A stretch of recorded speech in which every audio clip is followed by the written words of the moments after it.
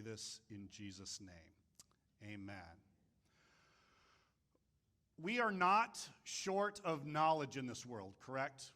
Especially now with the advent of the internet. To help age me a little bit, back in my day, there used to be these wonderful people. They were called traveling encyclopedia salesmen. Who knows? And go ahead. And all the young people are like, what is an encyclopedia? An encyclopedia is kind of like Wikipedia, but it was written by one person and then printed and left forever. And it could only hold like how many, 50 volumes or something like that. And I remember as a kid, if I had questions, and I would go to my dad, because my dad, he knows everything. And so I would say, hey, Dad, how far is it from here to the moon? You know, some dumb random question that a kid is going to ask. And he would look at me and say, check the encyclopedia, right? But now what would we do? Someone's got to be doing it. Who's doing it? Who's checking the distance between here and the moon? Someone's not fast. Wow, I am shocked. Usually people will be like, it's 30,000 miles. No, it's going to be longer than 30. Because you're not going to pull out your phone and get distracted. You're going to listen. Yeah. Again, we have so much knowledge in this world. Do you believe that for your life, the issue is you don't have enough information on how to run your life? Is that the issue that we have? Typically not. All of us have the correct information to live our lives. What we need is help in understanding it and then implementing it, right? If you have to fill out that wonderful form called the FAFSA, which is what I had to start doing several years ago when my middle son went to school, and they're like, you have to do this thing called FAFSA, and I'm like, what's a FAFSA? And is there a cure for it? Is it going to cause itching? So I did what anyone would do. What do? You Google it, or you DuckDuckGo it, or you just search it up, and you're like, okay. And then I'm like, FAFSA. Oh, it's a federal government form I fill out. Okay. I go to fill it out, and what do? I'm looking at all the information, and I'm following the instructions, but because it's a government document, you can't understand anything that it's asking. You know, please take this line of 16 from your 1040 and then minus the Schedule A, line 12, and then subtract K1. And I'm like, I don't understand anything that it is. So I did what I thought would be smart, was we had a friend who worked in the financial aid office for graduate students at Concordia. So I call her up, and she comes over like, we're going to give you wine if you just help us fill this out. Because I'm reading this stuff. It all just seems crazy to me. And so she did, and it was really wonderful, and I now find I can actually fill out a FAFSA all on my own. I'm pretty impressed, and that was because I had knowledge, I learned something, and then I grabbed some wisdom from someone who had been there before me, and then I synthesized it, and then I actually accomplished it. That's what we should all be doing. For all of our lives now, as we have come to know Jesus Christ as our Savior, we now receive information, we read the Bible, we try to understand what God would want us to do, and then we have to do usually two very important things. One, seek out other people who maybe have gone through it before. It's a wonderful thing. Like if you are about to have a child, find someone who's had children and talk to them. It's pretty amazing. They actually have some pretty great things to say. If you're about to retire, what do? Find someone who's retired already, and they'll tell you what to do. If you're about to go into the ministry, well, find someone who's in the ministry and say, well, what is it like being in there? And then I think the most important thing is after you get all that, do it. I don't believe that our issue is lack of knowledge and lack of wisdom. I think our issue that we have is lack of obedience in actually following through. In this chapter, Ecclesiastes 10, as the writer, again, is marching us through a very important argument. And again, by now, hopefully you know it. And if you're visiting with us, that's fine, because I'll just tell it to you. The theme of Ecclesiastes is this: everything is meaningless. You are going to die. Have a nice day. That's pretty much it. Some of you are going to work really hard and you're going to make a lot of money, and then guess what's going to happen? You're going to die. Some of you are going to be really good and you're going to follow God with all of your heart, and then bad stuff's going to happen to you, and then you're going to die. Some of you are going to be evil and wicked and nasty, and you don't care about God, you don't care about people, and you might have incredible and amazing success, and then you're going to die. Yay!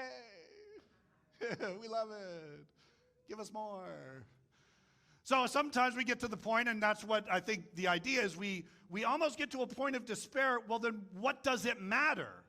Why does it matter that we live this life? Because nothing matters outside of God. Your life is meaningless outside of God. Your job is meaningless outside of God. Your relationships are meaningless outside of God. If you have God, you now have purpose. You now have a reason. You now have a function. You now live this life. The truth is still going to happen that you're going to die, but you will also live again.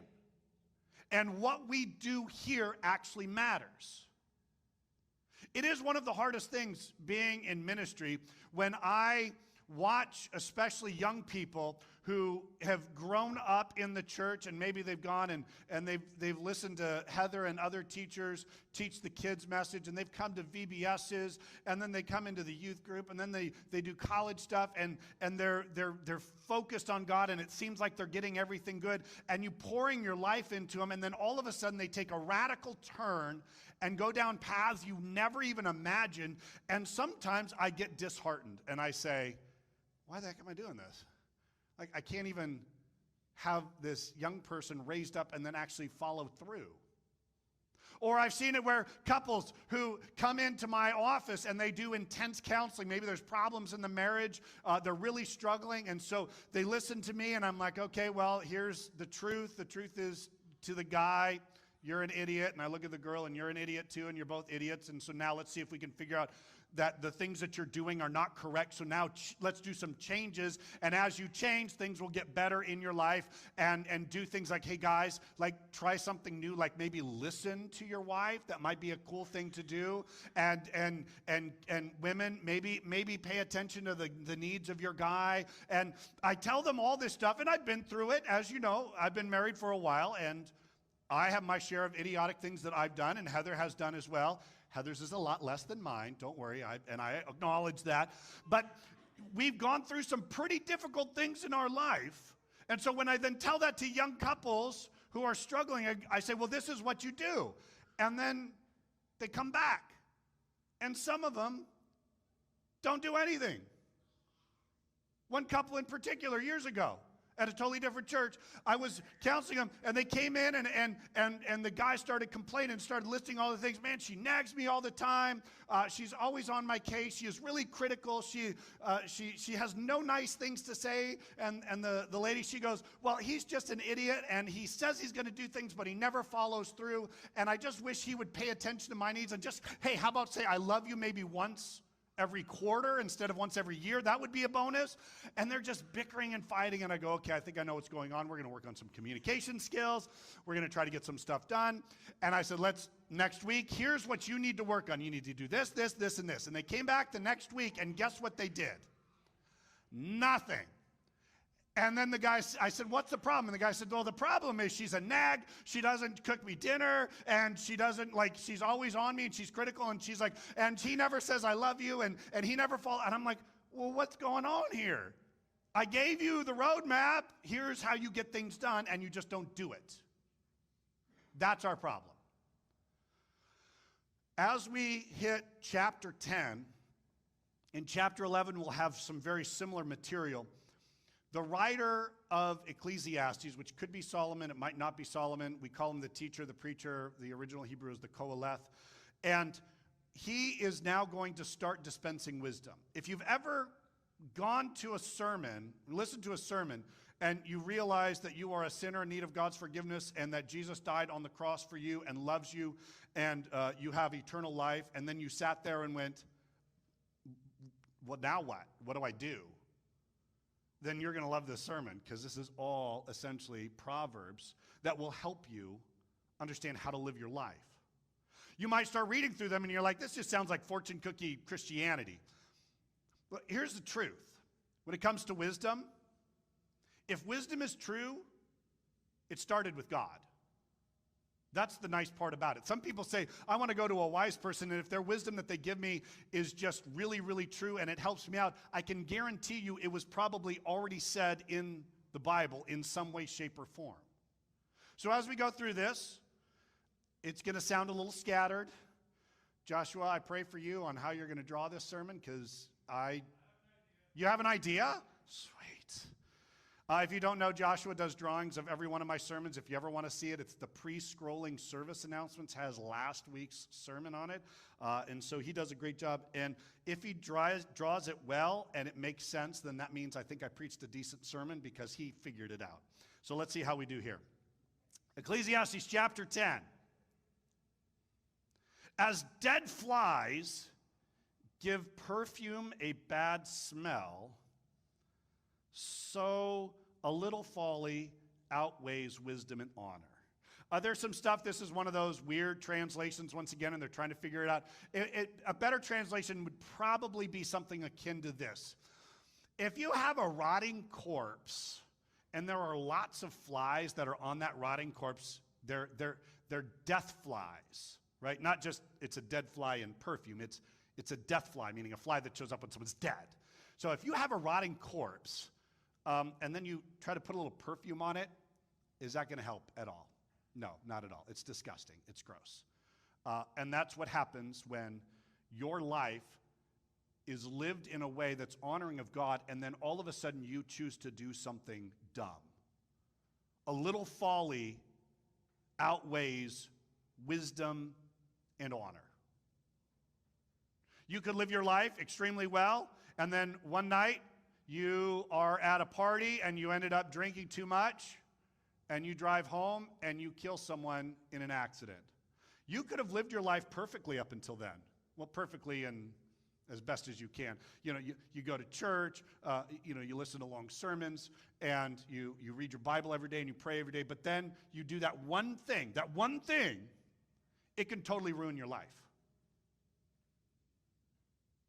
You could be drinking and all of a sudden you're like, well, I guess I'll hook up with that guy.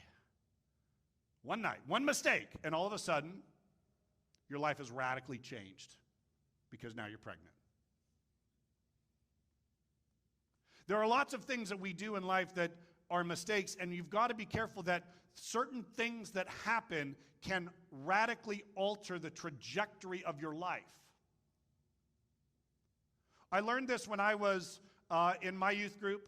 I used to drive a Datsun 1200 Deluxe. As you know, I've said it before, there was nothing deluxe about it except you could roll the windows down, so that was kind of cool. And I lived in a town called Vacaville, and the closest place to go to for fun was Fairfield. Fairfield had a mall. And I was like, yay, there's a mall. And there was an arcade, the Gold Mine. Yeah, they made a lot of money off of me. I spent a lot of money at the Gold Mine. And so we were going there as a group, and it was one of those where we had to take several cars. And so I ended up being a driver.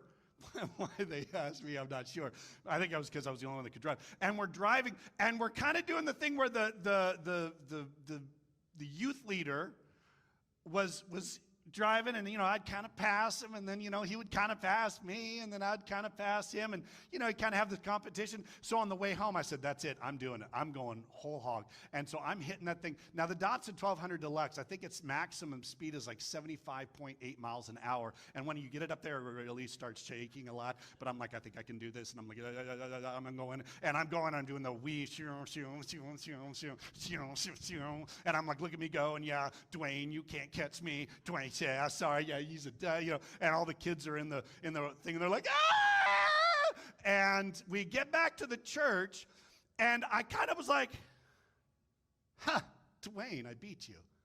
And he looked at me and he said, you're an idiot. And I was like, well, you're just a sore loser. He goes, what would happen if you would have crashed? What would happen if you got in an accident and maybe you lived, but you killed someone in your car? And I went, oh, I didn't think of it. Yeah, because sometimes we just don't think of those things. Sometimes what's really helpful is before you engage in something that is questionable, and you don't need wisdom to know what's questionable. You already know what's kind of questionable. Like, I don't know if I should do that or not. If what you are about to do could radically alter the trajectory of your life, I guarantee you it is not worth it. I have never, not once, in all my years of counseling, had someone cheat on their spouse, and afterwards they say, yeah, it was worth it. Whew, man, that one night of fun, that was good. I really enjoy it. Yes, I'm now in a whole heck of a lot of pain and misery, but you know what? That one night, it was definitely worth it.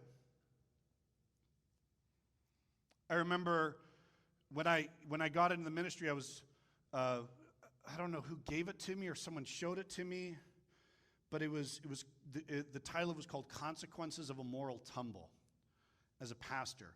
And it said, before you think that what you're going to do is going to be enjoyable and beneficial to you, here's the damage you will cause if you have a moral tumble as a pastor.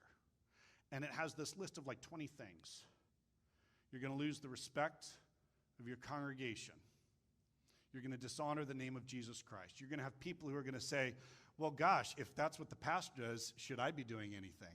And then others are going to be like, yeah, the pastor yelled at me because I didn't give enough to the church, but he's out there having an affair. You're going to call into question the relationship that you have with your kids. The kids are going to be wondering, why isn't daddy working at a church anymore? You're going to be along a long list of littered church leaders on that highway who have fallen and have brought disgrace to the church. I remember reading through that, and I'm like, I never really realized one mistake could radically change things. This is practical. Maybe you should think about this. That one thing can ruin it. And the theology is great, too, in just our belief in God and Jesus, that one sin prevents us from going to heaven.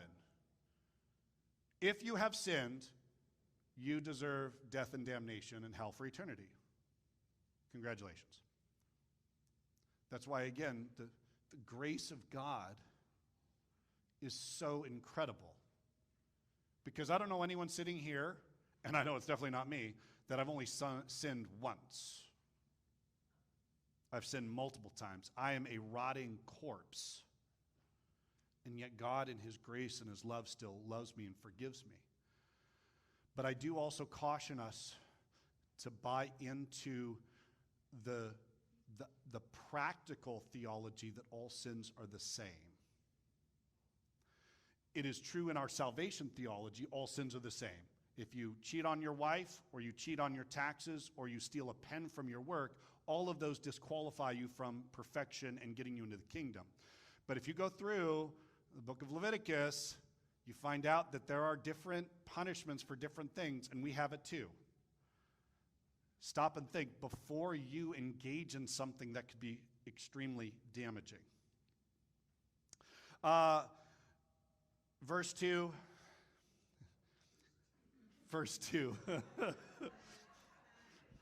Jacob, you might be doing the second half of chapter. No, I'll get through a little bit faster. That one was just a really good one. Though I love verse 2.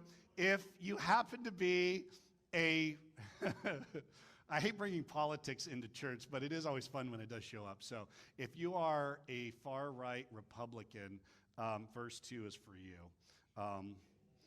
The heart of the wise inclines to the right, but the heart of the fool to the left. So obviously, so by the way, that is not what that says. But it is funny because I'm like, wow, that's interesting. So no, trust me, I know a lot of Republicans who are idiots. I know a lot of Democrats who are idiots. I know you're all idiots. We're all idiots. That's the thing. So amen to that. Let me tell you, there are some things in the Democratic platform that I absolutely love and buy into. And there's things in the Republican platform that I buy into. That's why I think a lot of Christians land into the independents, because hopefully you have a brain. Use your brain. Yeah. All right. See, there we go. See, verse 2 is quick. And it goes on, even as he walks along the road, the fool lacks sense and shows everyone how stupid he is, right? If you're this guy walking along the road, so this is for all my individual, or my people who love the original Karate Kid. Cobra Kai's amazing.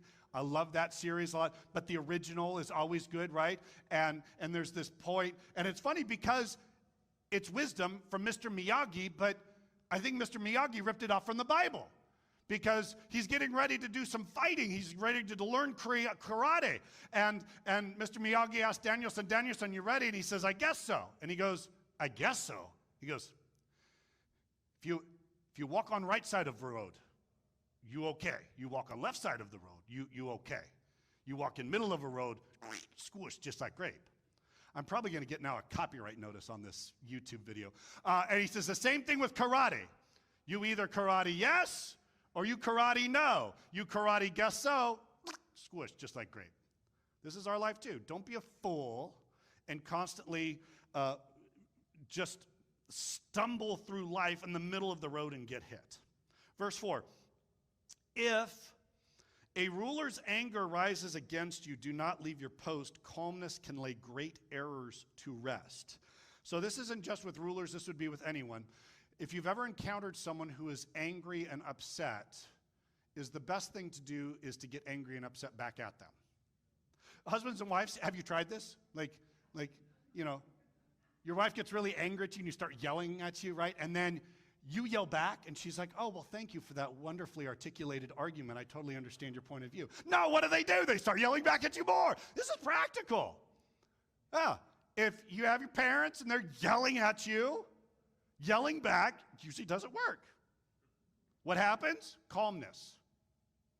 I remember a time when we were getting ready to pack up Searchlight, and we were at the Chase Suites Hotel, which is now the Doubletree now, I think it is. And we had a trailer, and I had the trailer, and there was these two small little parking stalls right by where we loaded all the stuff in. Do you remember this, Jim? With that cart, we had to take down that steep thing. We almost died. And, Mark would be helping lugging things. Like, it was crazy. And one time I'd parked there, and we were loading stuff in, and then all of a sudden this big, monstrous dude shows up. And he's got tats everywhere. He's got spiky hair. He's got knives coming out of his face.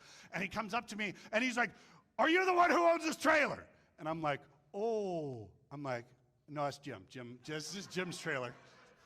And I'm like, he's like, you parked in front of me. I've been trying to get out of here. And he is just, and I'm thinking to myself, this is it. This is how I die at setting up church. This is fantastic. And I was like, I wanted to look at him and say, dude, chill out. Like, I'll move the trailer. It's not that big a deal. You got some tattoo convention you're headed to? What's going on? You gonna go kill some babies or something? What are you doing? But guess what? What would that have done for me? It would have gotten me killed. Calmness. Turning away wrath.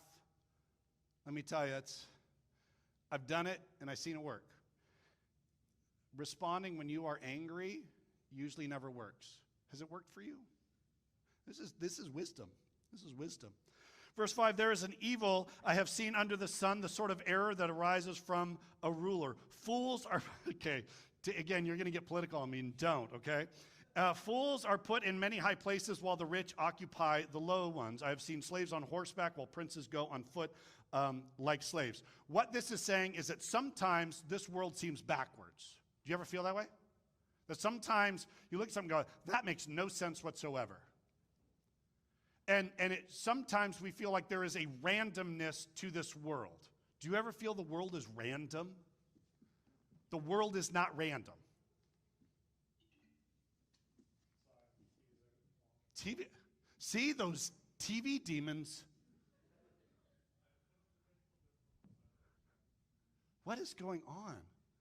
I tell you, I sure hope this doesn't happen to you next week, Jacob. You're going to have a fun time running church. Woo!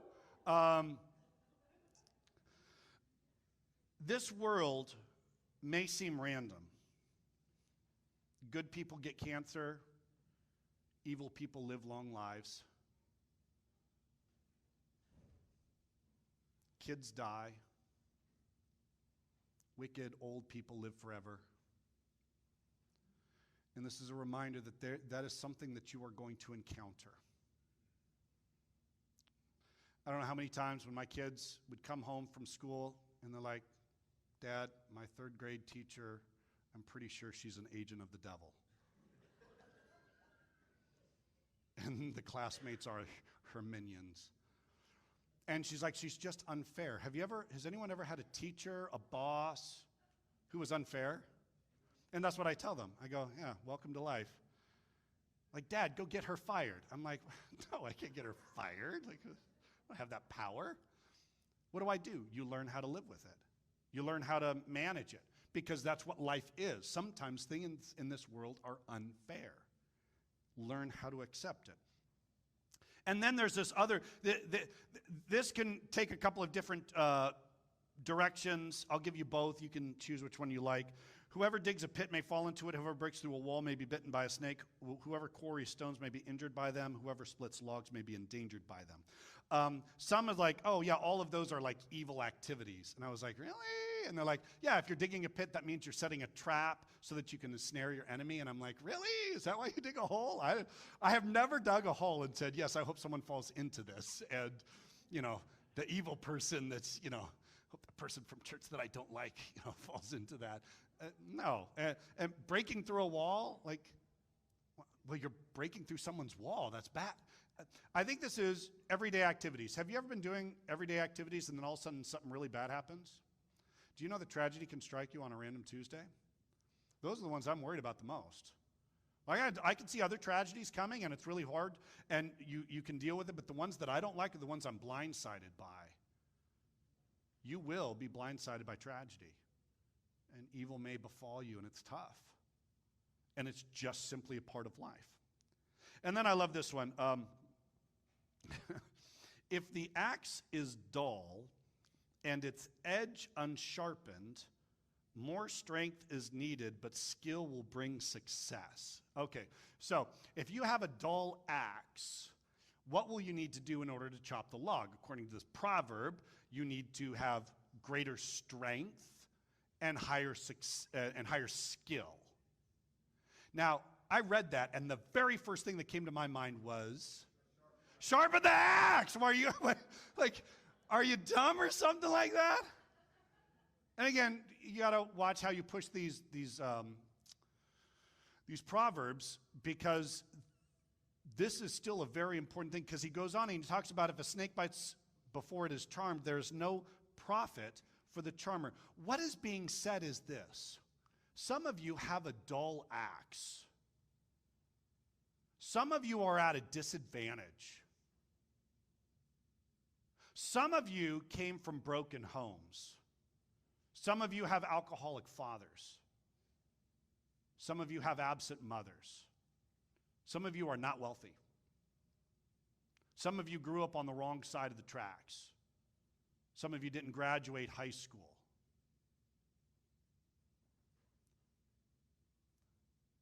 You could sit there and ponder how bad your axe is. But you know what you really need to do besides sharpening it? You need to have greater strength and greater skill. When you learn how to overcome your disadvantages, you are at a greater advantage.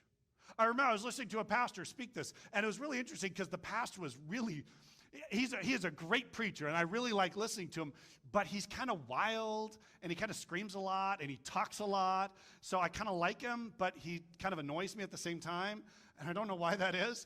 And it's funny because he'll just be sitting there, and all of a sudden he'll be like, ha!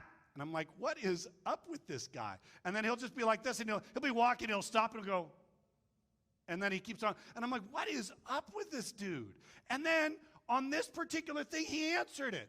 He actually said, I don't know if you know this, I have Tourette's. Oh. Do you know how hard it would be to be a pastor with Tourette's? He said that when he was younger, that's all he did was cuss. Everything was cuss. But he had the tics, and he had these things, and he'll do random things, and they're funny, but then I realized that's who he is. And he is preaching to thousands of people. How do you have Tourette's and become a public speaker? His axe is dull. And he worked, and he worked, and he worked. And he overcome them. And there's this wonderful thing when you think about the disadvantage. People who have a lacking in one area, if they are smart, if they are wise, if they follow God, they will overcome those by heightening other things. It's amazing when you think of people who have lost their sense of sight. They can hear everything. For those who didn't have any money growing up, and they worked and worked and worked, and they overcame and they found wealth. People can look at them and say, oh yeah, it was probably just given to them. No, sometimes what you need to do is stop blaming the axe and start working. Maybe God, not maybe, God has made you. He made you, the way you are. And you are all dull axes, and so am I tell you, if you would have seen my childhood, you would have been like, this dude's never going to become a pastor. He is so idiotic, and he's a crazy driver. Yet people saw something, and through that time I had to learn and grow. If your axe is dull, more strength is needed, but if you have some skill, you're going to find success. Stop blaming your parents. Stop blaming your kids. Stop blaming your evil boss. Stop blaming others, and maybe start thinking about what it means to work hard. Verse 12, words from a wise man's mouth are gracious, but a fool is consumed by his own lips. At the beginning, his words are folly. At the end, they are wicked madness. And the fool multiplies words. No one knows what is coming. Who can tell him what will happen after him? So if you find someone who just talks and talks and talks and talks over and over, except on Sunday mornings right around 10 a.m., then that person is probably a fool. Do you realize this? I mean, have you ever... This happened to me when I was in seminary. It was the craziest thing. We're sitting there, we're in pastor's counseling class, and the seminary professor's talking about the things with counseling, and so this guy from the back raises his hand, and he says, Dr. So-and-so, would it be good to have a kneeler in my office?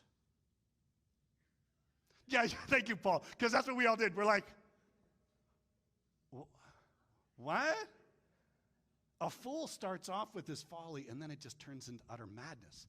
And he's like, I guess. He says, because imagine, that someone in your office feels a need for confession and absolution. Okay, I guess. And we're all sitting there like, what is this guy saying? He is not making any sense. And finally, he's like, at the end, he says, because I had a pastor, and when he did counseling, especially with, couples, after he shows them the error of their ways, they have a time of confession and they kneel on it. And he's just droning on and on. I'm like, you just wasted a lot of my money. That was 15 minutes, and I'm paying a lot of money per credit to listen to you droning on and on, you fool. Why don't you just be quiet? This is where, again, sometimes it's important to listen. It's important to do something that is hard for you. No one is a natural listener, except for females. Females are natural listeners because you actually care. Guys, we're not natural listeners. When someone's talking to us, we start thinking of other things. None of you are natural romantics. You had to work on it. My wife will say I'm a romantic, but that's only because I read a lot of books when I was in high school of how to woo women. It is not natural to me. So all of a sudden it's like, oh, I should buy her flowers. Yeah, I should. But that's stupid because flowers die. We've gone over this before. If you are someone who finds yourself always wanting to talk in a situation, you know what sometimes is good? Is pull back and listen.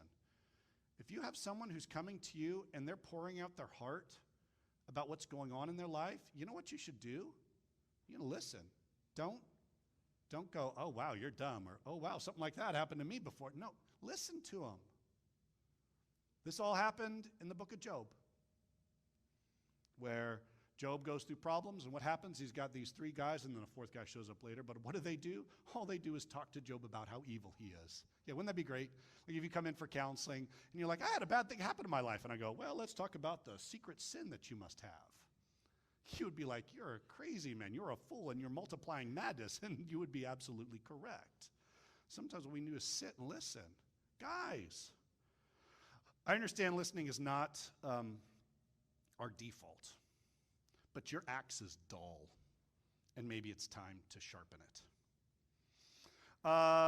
Verse 15, a fool's work wearies him. He does not know the way to town. Woe to you, O land, whose king was a servant and whose princes feast in the morning. Blessed are you, O land, whose king is of noble birth, and whose princes eat at a proper time for strength and not for drunkenness. There's a great story in the book of 1 Kings where there's this king, and he's trying to figure out how to reach his subjects. His subjects, the people of the town, they come to him and they're like, King, we're really struggling here. Like, we need some help, and we're really hurting, and can you help us out? And so the king was like, gosh, what do I do? And so he goes to his elders, his wise people in his cabinet, and he says, what should I do? And the elders are like, you know what you should do? You should listen to them, and you should respond to their needs, and you should maybe, help in some way. And he goes, okay. So then he goes to his young advisors, brand new people. They're so young. He goes to them and goes, what do you think I should do? And the young people are like, you know what you do? You need to put those people in their place. You need to beat them. You tell them, yeah, you want some lashes? My lashes are going to feel like scorpion stings. Oh, fantastic. And guess what the guy chose? He chose the scorpion route. Guess what happened? He failed miserably. Yeah. It is a tragedy when things like that happen. Verse 18, if a man is lazy, the rafters sag. If his hands are idle, the house leaks. If you are lazy, your life is not going to go well. Just saying. Just the way it is. Your house will sag, your life will sag. If you become a workaholic, then you're going to have a different set of problems. Your roof won't sag, but you probably won't have a wife in it. So learning that balance, we're good at that type of stuff, right? A feast is made, sorry, this is a really tough thing. A feast is made for laughter, and wine makes life merry, but money is the answer for everything. Well, there we go. I mean, that's pretty, yeah. Did someone just say preach? Preach. This is where he's actually using a thing called sarcasm, because this is what worldly wisdom is going to say. And we've got to be very careful. Is money evil? Is the pursuit of money evil? The love of money is the root of all evil. Pursuit of money is not evil.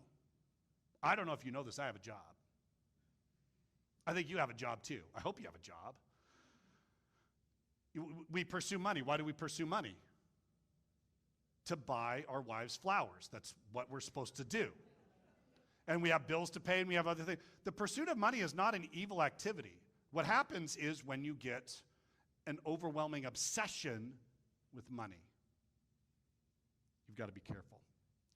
I see it, Eric. I got my phone here too. Yeah, the YouTube went down. So see, isn't it great coming to church? If you were watching on YouTube, you would totally be not seeing anything. So Heather, Rich got back from the doctor's office, but he won't get the rest of the sermon, so you're going to have to preach it to him. Okay. And then, this one's a great piece of advice. Do not revile the king even in your thoughts, or curse the rich in your bedroom, because a bird of the air may carry your words, and a bird on the wing may report what you say. Have you ever done that? Have you ever said something to someone in confidence? And then somehow or other got out? Yeah. I think, by the way, I do believe this is a prophecy about Twitter. It's a bird. Some people are like, oh, I have a thought. Yeah, great job. Everyone now knows it's going to be sent to everybody. But people do that. You know what the best thing to do is if you are unable to go up to someone and tell them what you just said to someone else, then you shouldn't say it, right? If I'm thinking to myself, man, I just can't stand Louise. Man, she bugs me to no end. Now, the cats are gonna, cats are evil, and she's likes cats, so she must be evil, right? So imagine I then go talk to Georgia. I'm like, man, she's a crazy cat lady, right? Yeah, she is. This is how, again, people get upset because they're like, wait, I told you this in confidence. Newsflash, how about this? Don't be evil and mean in your gossip. Yes, if someone comes to you and starts gossiping, don't engage. But how about this? Don't say it in the first place. I think we've all been caught in this, haven't we? I can think of times when I said something, somehow it got out and went to someone else, and they come to me and they're like, why'd you say this? And I'm like, I didn't say that. So now I'm a liar. And they're like, but wait, it's up on Facebook. And I'm like, oh, shoot. Okay. Yeah. Oh, text threads. Oh, man. You're like, I thought this was supposed to be sent to you. Yeah. I've done that. Yeah. Oh, yeah. And I'm really glad it hasn't gotten really bad. But there have been times on my text, new text, Heather Manning, hey, babe, I love you. Can't wait for tonight. And then I get a reply back, wrong Heather Manning. Make sure you text your wife this. Right? And I'm like, oh, good. I don't think I've ever said anything like really bad. Yeah. So be careful. Be wise. If you have something to say to someone and it's evil and bad, make sure that you watch what you do. Be careful. And isn't it great that when it comes to Jesus Christ, isn't it great that he listens, that he loves, that he gives us wisdom, and that even when we have our rotting, stinking corpse, decaying flesh, he comes and he says, I will die for that. You are valuable to me. And things look weird because how do you conquer death? I would think you would conquer death with some victorious march somewhere, declaring victory. And what did Jesus do? He came in on a donkey, lowly. And then how did he conquer death? He conquered death by dying. He didn't conquer death through standing up at the Sanhedrin who was yelling at him and screaming at him, and there they are accusing him of all this. And did he fire back? I mean, I wish he would have, because it would have been great to see Jesus give burns to the Sanhedrin. But what does he do instead? He speaks calmly and kindly. And even when he's got a thief that's on his right and on his left, and if you read those scenarios, it's crazy because it says both of them were making fun of Jesus. Both of them were reviling him. And you're thinking to yourself, wait, I thought one of them was good. Yeah, I think what happened is they're both heaping insults, and there's Jesus, and he just loves them to the point where one of them goes, Jesus, remember me in your kingdom. And everything changes. His whole life ruined. And you may do one stupid thing that ruins your whole life, but you can do one great thing and receive life eternal, and that is have Jesus Christ as your Savior.